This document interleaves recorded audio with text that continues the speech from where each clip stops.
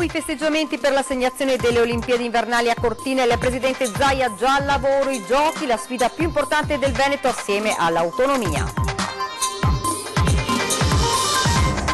L'arrivo delle Olimpiadi mette d'accordo imprenditori e politici, sarà un'occasione unica per lo sviluppo del territorio con ricadute positive in tutta la regione. Per la terza settimana di fila presidio di pensionati e sindacati davanti al Consiglio regionale per chiedere la riforma delle ITAB, manifestanti ascoltati dai consiglieri d'opposizione. Graziano Stacchio, il benzinaio che sparò ad un comando di rapinatori a Venezia per la presentazione di un libro, ricorda la notte che gli ha cambiato la vita. Notato dagli addetti alle pulizie mentre usciva furtivamente da una camera d'albergo a Venezia, il ladro in fuga bloccato dai passanti con un anello d'argento e un orologio da 4.000 euro. Nuovo colpo di scena, il Palermo non è riuscito a iscriversi al campionato di B, secondo la Lega non ha presentato la documentazione entro il termine, si accendono nuove speranze per il Venezia. 2 scudetti in 3 anni, l'impresa storica di coach Walter De Raffaele che ha reso Venezia capitale della pallacanestro italiana, la mia forza è il gruppo, dice.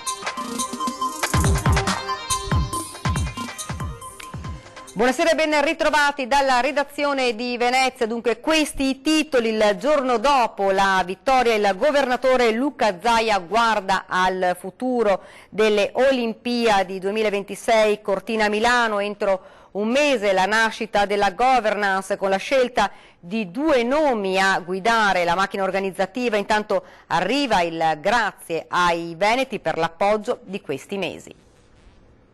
Guardate, questa è una bella sfida, forse la più grande sfida che tocca al Veneto assieme a quella dell'autonomia, e penso che sia fondamentale parlare con i veneti di questo evento. Non è un evento che riguarda solo la montagna, no? La sfida più grande è nelle mani di Luca Zaia quando mostra il risultato di un percorso difficile ma vittorioso. È il contratto firmato con il CIO. Il giorno dopo l'annuncio di Losanna, il giorno dopo la festa, è lo stesso governatore ad ammettere ancora non ci si rende conto. Dopo aver mostrato il video del momento cruciale, in un palazzo Balbi a 5 cerchi c'è il momento dei ringraziamenti. A tutta la delegazione, certo, ma in primis alla gente. Ringraziare i veneti, perché comunque hanno creduto a questa folle idea, no, di candidare Cortina e di crederci fino in fondo. Ma è anche il momento di ricordare quanto sia stato complicato questo cammino. Vi ricordo le difficoltà iniziali con il governo, il tema del fatto che comunque il comune senso del pensare rispetto a certi ambienti è quello che l'Olimpiade è spreco, e quindi abbiamo costruito un dossier che è assolutamente tranquillizzante nei confronti di tutti. Quando vedo ad esempio qualcuno che anche in queste ore, pochi, ma c'è sempre qualche kamikaze, che dicono ma gli sprechi, ma le ruberie, ma l'ambiente, vi ricordo che il nostro dossier, ditelo con orgoglio, è un dossier low cost. Da soli contro tutti per buona parte di questa avventura, ma per Zaia le polemiche sono già il passato. Non ho nulla da dire, vengano tutti nel pullman delle Olimpiadi, è pieno di posti. Adesso il territorio ha bisogno che tutti parlino delle Olimpiadi e parlino positivamente. I nostri nemici sono solo quelli che continueranno a parlare male delle Olimpiadi. Non quelli che hanno parlato male e adesso hanno cambiato idea, quelli che continueranno a parlare male. Mio nonno diceva che solo i moni non cambiano idea, e quindi porte aperte a tutti. Ora si guarda avanti dopo che il CIO ha staccato l'assegno da 925 milioni di dollari, copertura del 75% delle spese.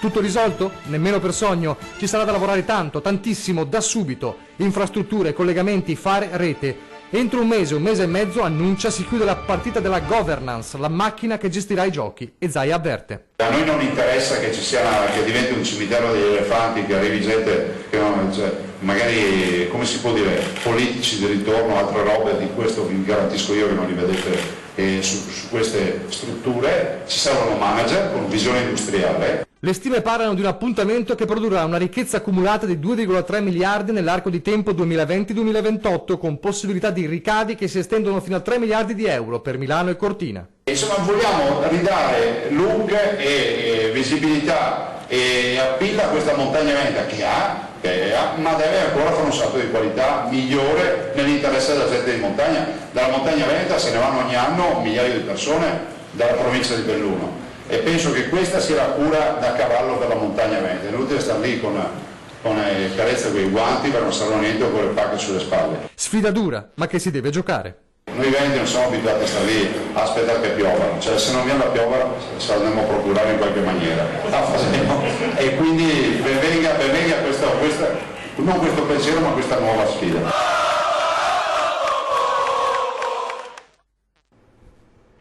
La vittoria della candidatura olimpica di Cortina è un'opportunità d'oro per tutto il Veneto, un tema che vede concordi esponenti politici e delle categorie economiche.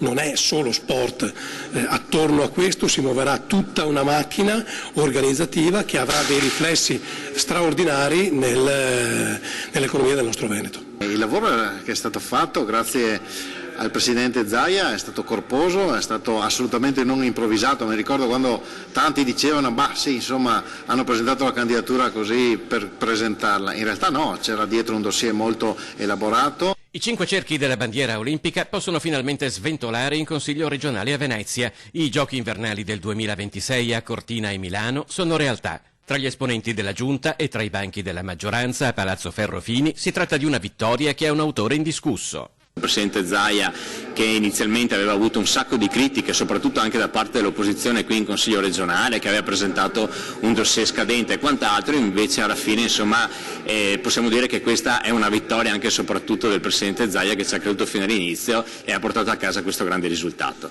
Molto soddisfatte le categorie economiche per un evento considerato una grande opportunità di sviluppo del territorio. Ricadute economiche molto importanti, non solo per gli imprenditori, per tutti gli operatori, ma anche per il sistema paese, perché vuol dire un rilancio dell'Italia, della sua immagine, per la sua storia e la sua cultura. È una scommessa per tutti noi, è la scommessa che dicevo prima, perché io sono convinto che in questo paese e in Veneto e Lombardia si possano far bene le cose senza che ci siano scandali e i privati faranno la loro parte. L'affermazione di Marinese richiama la posizione critica espressa dal Movimento 5 Stelle, che ha rinunciato alla candidatura olimpica sia a Roma che a Torino, ma i pentastellati veneti si dicono soddisfatti. Ogni realtà è a sé. Io dico soltanto che Cortina già offriva la possibilità, data dai mondiali che si celebreranno nel 2021, di avere già praticamente tutto fatto, quindi è soltanto l'occasione per completare quello che non si era avuto l'occasione di fare prima. Per l'unità in regione, almeno per il capitolo Olimpiadi, gli esponenti del PD si tolgono però qualche sassolino coi leader nazionali. Era partita già con il governo Renzi questa proposta delle Olimpiadi, peraltro contrastata da Di Maio e Salvini a suo tempo. Adesso si sono invertite le parti, ma questo non vuol dire che non dobbiamo essere tutti convinti, sostenitori di un impegno e di uno sforzo per essere all'altezza di questa sfida straordinaria.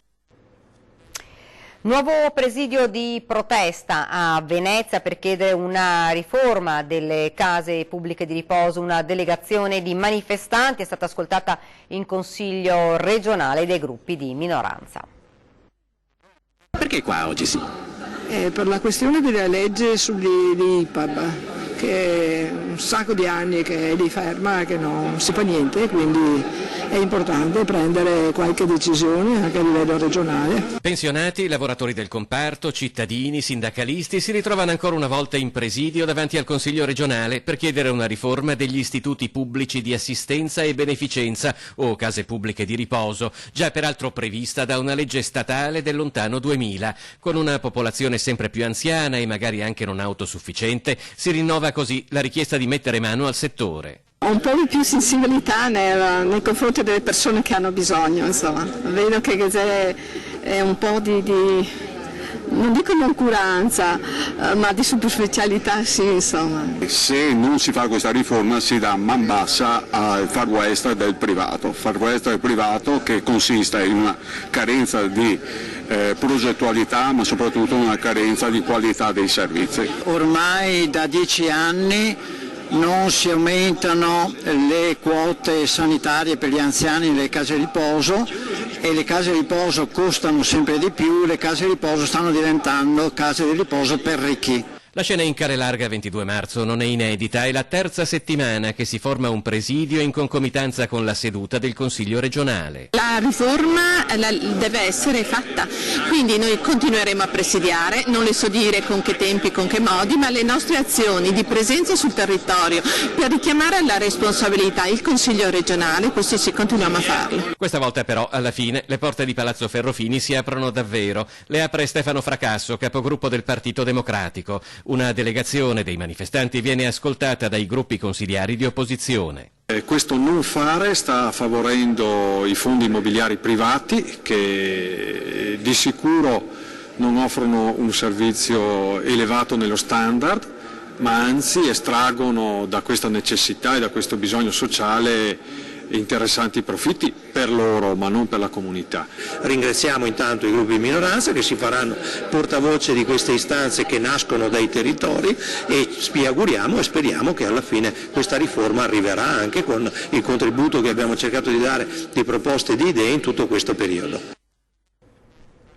Ancora nessuna notizia di Nicola Bertu, il 24enne di Marghera, scomparso domenica mattina nelle acque del Piave. Le ricerche da parte dei vigili del fuoco sono continuate anche oggi, scandagliate varie zone del fiume, ma ancora nulla. Un incubo per la famiglia che sta aspettando di avere notizie sulla sorte del loro unico figlio. Il giovane si era recato nella Golena già sabato sera per partecipare ad una festa, poi la mattina il tuffo ed una nuotata, un dramma che si è consumato in pochi istanti. Nicola è stato visto in difficoltà, poi la corrente lo ha trascinato via. Sono passati più di 4 anni dalla notte in cui sparò ai rapinatori, ma per Graziano Stacchio il ricordo è ancora doloroso, con una consolazione. Casi come il suo hanno contribuito, dice, all'approvazione della nuova legge sulla legittima difesa. Il lato negativo è praticamente perché ancora vivo il ricordo e anche perché passa il tempo ma te lo ricordano gli altri. Il lato positivo è che è cambiata la legge. La legge è quella sulla legittima difesa. Graziano Stacchio, già titolare di un distributore di carburante a Ponte di Nanto, probabilmente non si sarebbe mai aspettato di entrare in un dibattito parlamentare. Invece il suo caso ha contribuito ad accendere una riflessione, sfociata poi in una riforma legislativa. Sono passati più di 4 anni dalla drammatica sparatoria di quella sera di febbraio, quando un comando di 5 uomini assaltò la gioielleria di Roberto Zancan. Disfa la nuova legge e sotto quali aspetti?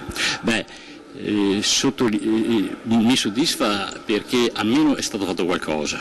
Quello del risarcimento, togliere quello che si diceva e che è pensabile, era un'assicurazione, era come tutelare i delinquenti. Questo praticamente non c'è più, almeno lo sappiano, prima si sentivano tutelati.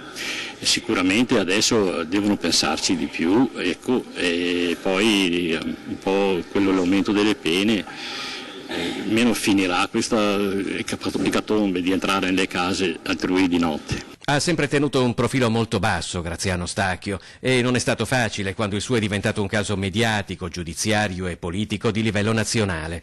Oggi al posto della gioielleria di Zancana c'è un sushi bar, le luci della ribalta si sono affievolite, lui è rimasto lo stesso.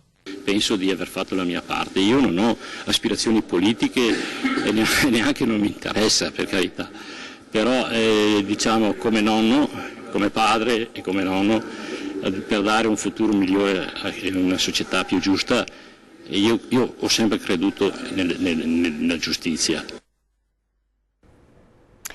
Domenica mattina gli agenti del commissariato San Marco hanno arrestato un 26enne polacco per furto all'interno di un albergo di Calle Larga 22 marzo. Il giovane, già conosciuto agli agenti per i suoi numerosi precedenti penali per reati contro il patrimonio, è stato notato dal personale dell'hotel addetto alle pulizie mentre usciva furtivamente da una camera. Se seguito è stato poi bloccato in una calle vicina anche grazie all'intervento di alcuni passanti attirati dalle grida di chi lo stava rincorrendo. A quel punto la chiamata al 113 con l'arrivo immediato di una pattuglia che l'ha bloccato. Negli slip nascondeva un anello d'argento e nella tasca dei pantaloni un orologio Rolex del valore di 4.000 euro, oltre ad un cellulare ed alcune banconote. Aveva anche 20 schede telefoniche ed un foglio di plastica rettangolare usati presumibilmente per forzare le porte delle stanze. La perquisizione nella stanza dell'hotel di Mestre, in cui il 26enne aveva preso alloggio, ha portato a scoprire un centinaio di schede telefoniche, numerosi oggetti atti allo scasso. Tutto il materiale rinvenuto è stato sottoposto a sequestro penale. I nuovi hotel appena aperti a Mestre sono un'opportunità per la città, lo sostiene il direttore dell'Associazione Veneziana Albergatori Claudio Scarpa. Per l'Associazione Veneziana Albergatori il proliferare di nuovi hotel nella zona di via Camarcello e della stazione ferroviaria a Mestre, con circa 2000 posti letto sul mercato, non è un problema. Anzi, potrà diventare un'opportunità, come spiega il direttore dell'Associazione Veneziana Albergatori, Claudio Scarpa. Come Associazione Veneziana Albergatori non siamo mai stati contrari all'apertura di nuovi alberghi. Per Mestre abbiamo chiesto sempre la rottamazione, cioè abbiamo chiesto che chi costruiva nuovi alberghi si prendesse carico anche di alberghi obsoleti che stavano nel centro di Mestre e che probabilmente erano fuori mercato. Gli albergatori della città danno perciò il loro benvenuto ai nuovi iscritti, confidando in una ventata di novità. Accogliamo con grande soddisfazione, con grande amicizia questi nuovi soci, questi nuovi alberghi che sono anche soci, e speriamo certamente proprio una ventata di novità all'interno dell'albergo Mestre. Un cambiamento che non spaventa gli addetti ai lavori. L'Associazione Veneziana Albergatori è pronta infatti a collaborare e a partecipare attivamente a questa importante trasformazione della città. Certamente bisognerà creare degli eventi, sono tante migliaia di persone che non solo andranno a Venezia ma si fermeranno anche a dormire a Mestre, quindi avranno bisogno anche di manifestazioni, di luoghi di ritrovo e via dicendo. Ed ora ci fermiamo per qualche istante di pubblicità.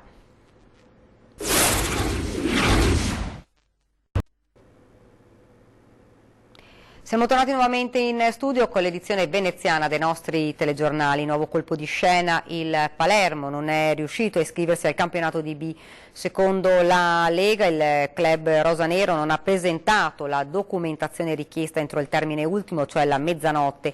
Ora si accendono nuove speranze per il Venezia. Voglio esprimere tutta la mia solidarietà ai tifosi del Palermo, ha commentato il presidente Gio Tacopina, che non c'entrano nulla con questa vicenda, che stanno subendo le conseguenze degli illeciti finanziari commessi dal club in questi anni. Il Venezia annuncia da oggi lavora alla riammissione al campionato di Serie B. Oggi come non mai mi sento sicuro che il mio club l'anno prossimo militerà nella serie caddetta. Per Tacopina il regolamento parla chiaro, il termine del 24 è perentorio e non mi aspetto nient'altro che l'esclusione del Palermo dal campionato di Serie B. Questa volta a Rincara non si possono fare sconti di alcun genere, la fideiussione non è stata depositata, è un dato di fatto incontrovertibile, non si possono concedere deroghe di alcun tipo, si creerebbe un precedente troppo grave che andrebbe a minare ulteriormente la credibilità del sistema calcio italiano, che in questi mesi è già stata messa a dura prova. 2 scudetti in 3 anni, un'impresa che non è da tutti, ma coach De Raffaele ci è riuscito e racconta le sue sensazioni ai nostri microfoni. Ha riportato lo scudetto a Venezia dopo 74 anni di attesa nel 2017 e oggi, a distanza di 2 stagioni, Walter De Raffaele è riuscito nuovamente nell'impresa, conquistando un secondo scudetto insieme alla sua squadra, tenendo alto il nome dell'Umana Reyer anche quando le critiche erano pesanti. Un enorme successo che però il coach orogranata non sente solo suo. Non è da tutti neanche vincerne uno, quindi figurarsi 2 con una coppa, tante cose belle che naturalmente devo condividere con chi mi sta vicino, perché senza il mio staff, senza i miei collaboratori più stretti, senza il lavoro di questo magnifico gruppo di lavoro, senza Federico Casarin che è il presidente, senza Luigi, i tifosi, non si ottiene niente da soli. Io ho capito molto rispetto all'ambiente Reyer, è naturale che qui mi è stata data un'occasione che prima non avevo avuto e quindi ho avuto la possibilità, come tanti magari altri bravi allenatori italiani non hanno, di poter mettere in campo le mie idee, e ho avuto anche la possibilità che con i risultati avessi credibilità. Questo è un elemento che secondo me non sempre succede, che invece in Italia abbiamo tanti allenatori bravi che non vengono spesso valorizzati abbastanza. Io ho avuto la fortuna, magari anche la bravura, di fare risultato, questo però è un risultato sempre da condividere in un lavoro di gruppo, perché io credo da soli non si ottiene niente. E il lavoro di squadra, l'unione, la volontà sul campo è stata sotto gli occhi di tutti, in primis di Gianmarco Pozzecco, coach di Sassari, che dopo lo sfogo di gara 5 ha cambiato i toni, congratulandosi con la Reyer e il suo amico Walter, confermando il legame fra i 2 allenatori ed ex-play. Pozzecco ha rimarcato alla fine di gara 7 il grande lavoro di De Raffaele. Ha dimostrato di essere un grande allenatore durante l'intera stagione e anche nei play-off. Bisogna avere più rispetto per gli allenatori italiani, ha scritto sul social, postando la foto della Reyer sul palco mentre alza la Coppa dei Campioni d'Italia. Siamo arrivati quasi al termine, vi ricordo questa sera la nostra trasmissione 20 e 10, ospiti in studio Graziano Azzalin del PD e Alberto Villanova della Lega. Questa era l'ultima notizia e vi lascio come di consueto alle nostre previsioni del tempo. Grazie davvero per averci seguito e buona serata.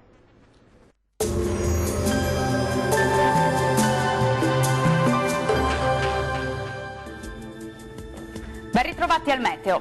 L'ondata di caldo africano è ufficialmente iniziata e anche se il picco del caldo sarà tra giovedì e venerdì, anche la giornata di mercoledì 26 giugno non sarà da meno. Vediamo la situazione nel dettaglio. Sul Veneto sarà ampiamente soleggiato su tutte le province e il cielo sarà sereno. Qualche velatura solamente sui rilievi, ma non sono attese precipitazioni particolarmente degne di nota.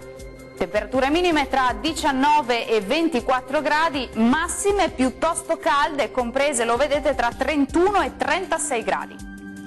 Ci spostiamo ora sul Friuli Venezia Giulia, dove la situazione sarà simile con tanto sole ovunque, il cielo si presenterà limpido, salvo per qualche nube in più, ma del tutto innocua sui monti dell'Udinese. Anche in questo caso le piogge risulteranno assenti. Temperature minime tra 22 e 24 gradi, massime oscillanti tra i 32 e i 34 gradi. Raggiungiamo infine il Trentino Alto Adige, dove sarà una splendida giornata all'insegna del sole. Il cielo risulterà al massimo poco nuvoloso su tutti i settori. Temperature minime tra 19 e 20 gradi, massime roventi addirittura fino a 37 gradi circa. Bene, dal meteo di Antena 3 per ora è tutto, vi do appuntamento al prossimo aggiornamento. Arrivederci.